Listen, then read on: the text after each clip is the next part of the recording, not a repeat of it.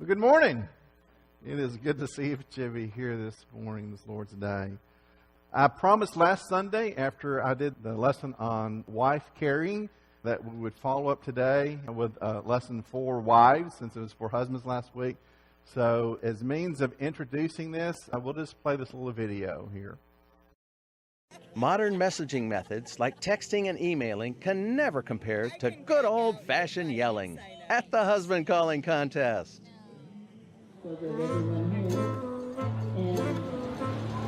Judges, are you ready? Okay. Bob! Hurry up! I don't want to be late. I don't want to be late to the great Iowa State Fair. Bob, hurry! Bob! Robert! Dean! That's it. I'm going by myself. I have been here probably 35 to 40 years at Pioneer Hall. Yoo-hoo! Yoo-hoo! Cave! Yoo-hoo! Cuckoo! Cuckoo! The clock says dinner time! Cuckoo! I have won many times, but lots of times I came in second or third, too.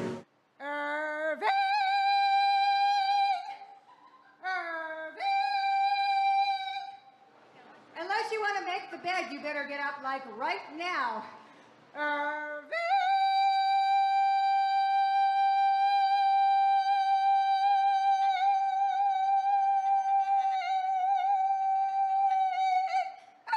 It started because I wanted a ribbon. In calling, I've gotten as high as second in husband calling, and then I've gotten way down the food chain too. It just depends on what the judges are looking for, because they basically pick them at random from the audience every year, so you never know what you're going to get. Would you like to hear me call my husband? What am I supposed to call him? You low-down Roger Darrell Eichelberg, you low-down stinky, manure-covered, farmer-tanned. Oh, I'm supposed to call him for dinner. Darrell! Darrell, dinner's ready. Darrell! Darrell, Bobarrel, banana, fana, fofarrel, me, my, Darrell! It was hard to judge. You have, three things that you have to judge. And, your first impression, your last impression, and the presentation. And your first impression just about knocks you out of your seat, and your last impression is kind of the same as your first impression. So I kind of went by, can I understand what they're saying? How would I know what you want when you're calling me? Roy? Can you hear me? You get yourself in here right now! Come on! You know you're going to be late again, and you know that I want to get there on time. Roy! Roy! When I first started, my husband said to me, "You're not going to do that, Bonnie. You're not. Oh, please don't do it." I said, "I'm going to do it." I defied him, and I won first. So after that, he's gun-ho for me. First place for 2017, 823.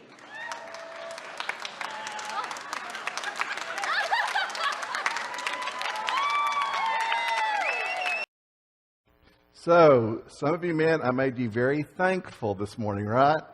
And some of you wives are getting some pointers, maybe.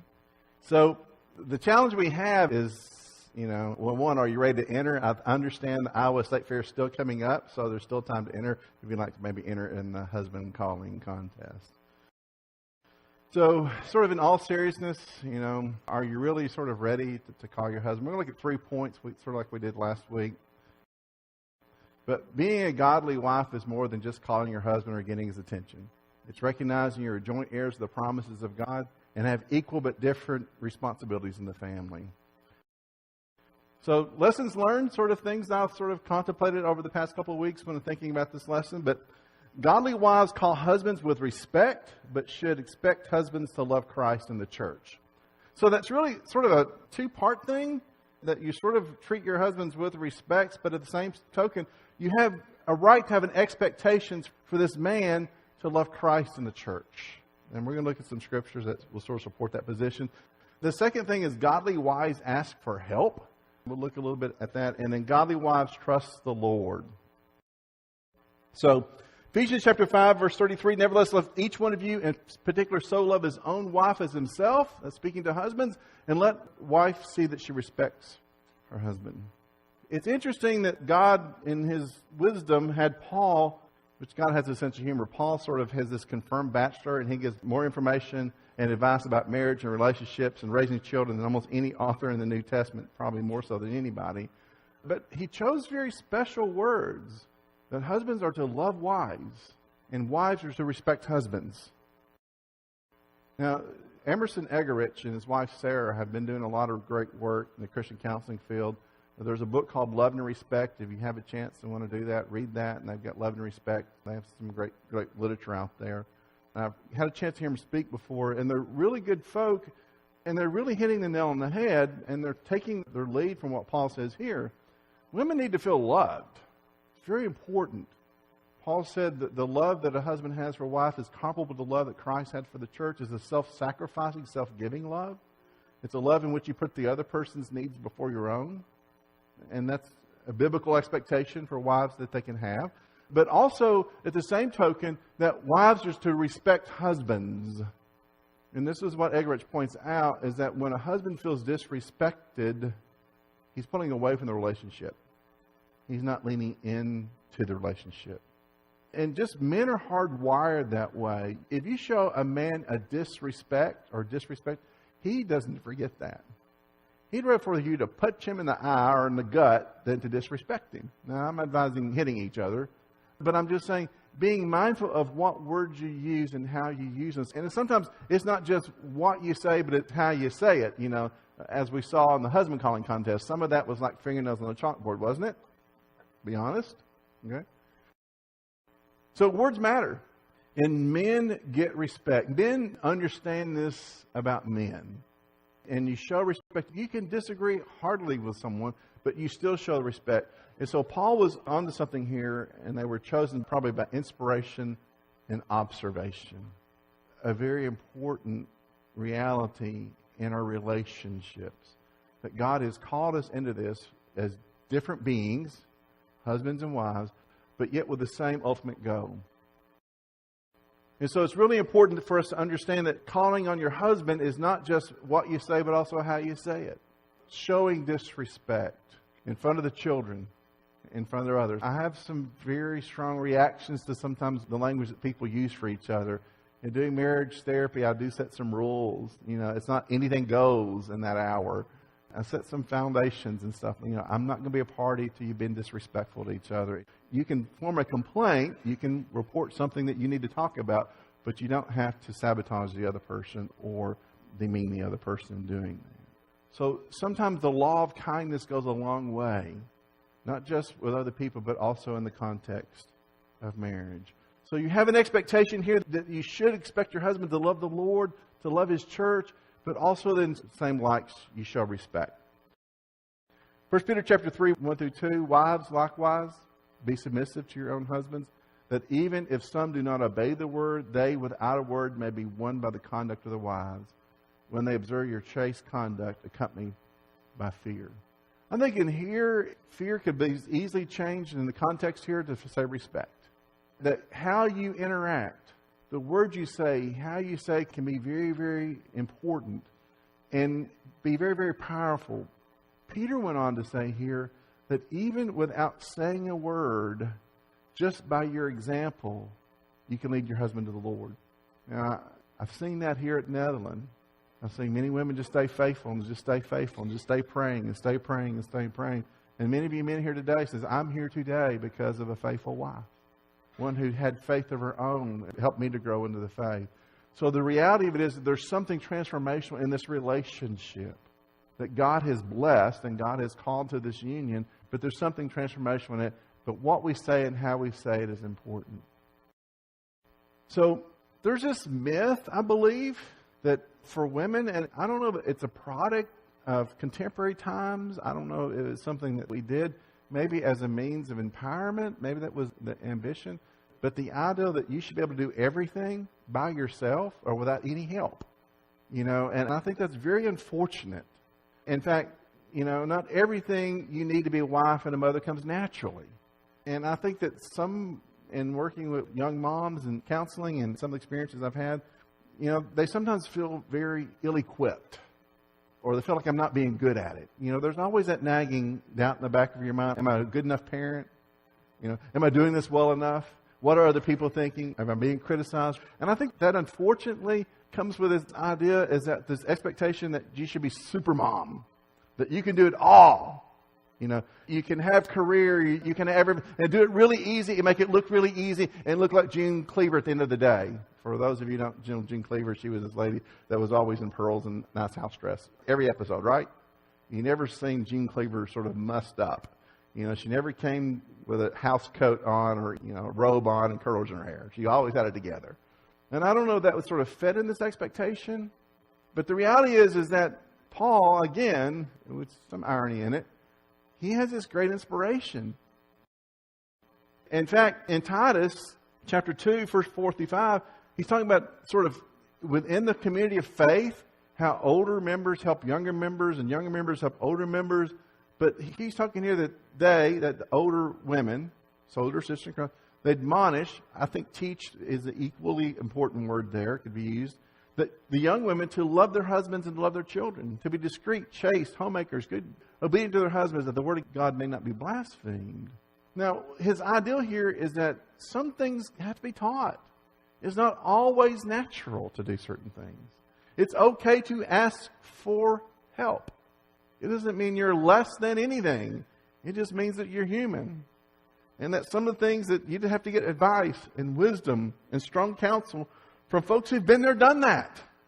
And we sort of live in a fragmented society. We don't have multi-generations sometimes have access to each other. So the church has a real great responsibility to step in that role. Now, my observation has been, I don't know how good a job we do this. We had this discussion recently in regarding this text on a Wednesday night class, is that do we create the forums and opportunities for that in the church?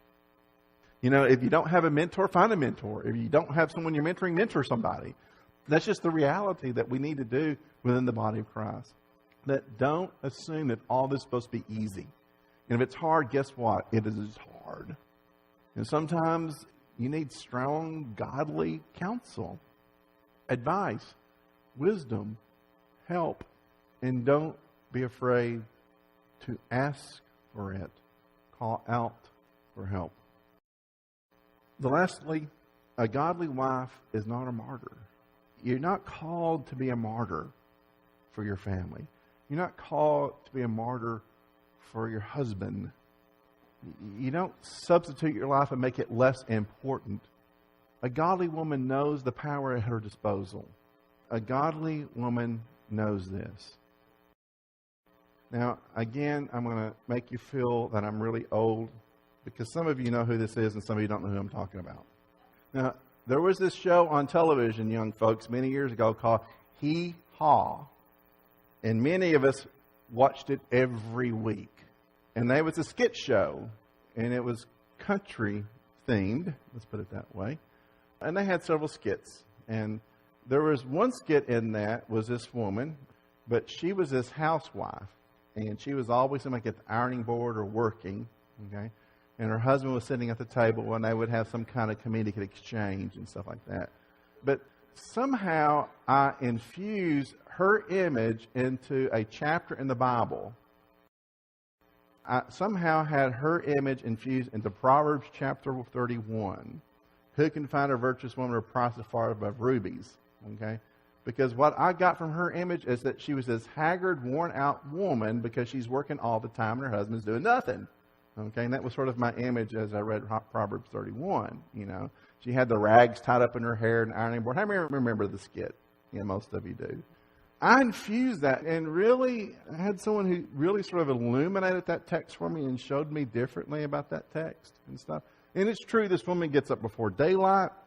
She's always busy. Her hands are always busy. She's doing things. She's engaging in commerce. She's really good in agriculture. She sees a good field, she buys it. She plants a vineyard. I mean, she's just this super, super woman. Okay? And I had the exaggerated idea that she's this worn out woman. She's just giving all the time and really not seeing to herself. Maybe she should. But then someone pointed out I was missing things in the text. And I realized I was. Because in chapter 31, verse 22, it says she makes tapestry for herself. It says that her household's not afraid of winter because she's got them all in good clothes. And no one's hungry in her household. But she makes tapestry for herself. Her clothing is fine linen in purple. Now, you have to understand that purple was more than just showing your team pride at Tech back then. Okay, purple back then meant that you were royalty. Okay, that you were special. She dressed herself as a queen. She surrounded herself by nice things because she knew her worth. In fact, Lemuel's mother, that's who gives this advice, telling him how to find a good wife, says she's a wife who's worth more than everything they've got at the jewelry store, basically. Her price is far above rubies. And back then, rubies were more precious than diamonds because they didn't cut diamonds. We would cut diamonds today. They were just clear stones. But she knew her worth. In fact, in 30 through 31, many daughters have done well, but you excel them all. Charm is deceitful, beauty is passing, but a woman who fears the Lord shall be praised. Give her the fruit of her hands, and let her own works praise her in the gate. In fact, if you read the text earlier, it says, and her husband is known, when he sits at the gates to sit amongst the elders. It's that she's not so-and-so's wife, he's so-and-so's husband. You see, her relationship with God is sort of where she draws her strength from. She fears the Lord. Again, I think this is an easy way to substitute the word respect. She respects God. She knows where her power came from. I saw this quote this past week on a church sign, and I really liked it. It said, David didn't even know how strong Goliath was because he already knew how strong God was. Isn't that neat? Now, David didn't know how big Goliath was or how powerful he was or his weaponry. He already knew how big his God was. And he said, the battle is the Lord's. I mean, and so this woman, she sort of has that same understanding that when she's connected to God in a very special way, that she has more power at her disposal and her worth is found in the Lord. And she's empowered by that because she trusts in the Lord. Last week we said one of the points as far as wife caring is that she could trust him. And we said last week, if she can't trust you, God can't trust you. And we looked at the passage that Peter says about this relationship between a man and his wife and between a man and his prayer life, that he needs to make sure that relationship's right to make sure his relationship's right with God. And so we understand that relationships reflective of greater things. In fact, relationships are one means by which we compare the marital relationship. As Christ's relationship with the church, so is a husband's relationship with a wife. So what does it mean to trust God? Is that you understand you're the daughter of the Most High. When you know your worth, you don't let people assign that to you. You don't let human, fallible people assign your worth to you. I don't care if it's your husband. I don't care if it's your neighbor. I don't care who. And when you let human, fallible people assign your worth, you are misguiding yourself. Because human, fallible people are very often wrong. Only when you see your worth through God that you really understand who you are. And God has called us all to a relationship with Him, to be blessed by Him, through Him, for Him, and because of Him. And so we're called to that. So what does it mean to be a wife who calls her husband? Yes, call to him, but call to him out of respect. Call for help. You don't have to be a martyr. You don't have to do it all yourself. Live within the community of faith fully. Build relationships. Seek mentorship. Offer mentorship. Be intergenerational.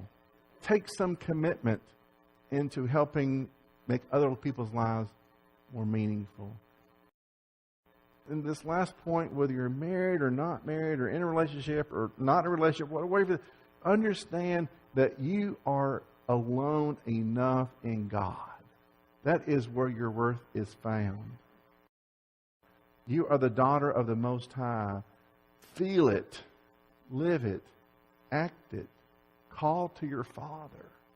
And if you're finding you have relationships in this life that don't make you feel that way, you have to evaluate those relationships. If you have people in your life who make you feel not that way, you have to evaluate those. And then you have to substitute those relationships with relationships that people who make you feel that way, who help you build you to a closer relationship with your Heavenly Father, who help you understand your worth. You see, we can't build strong relationships from a deficit model. If you have nothing inside to give, you have nothing inside to offer. The problem with that is if you don't really access your strength that you have through your Heavenly Father, then you wind up being a very empty shell of a person. Men can do that. Women can do that. We can all do that. But God has His way of restoring us and filling us full when we really build a relationship deeply with Him and people who are walking the path with Him as well. So godly wives call their husbands with respect, but has the right to expect their husbands to love Christ and the church.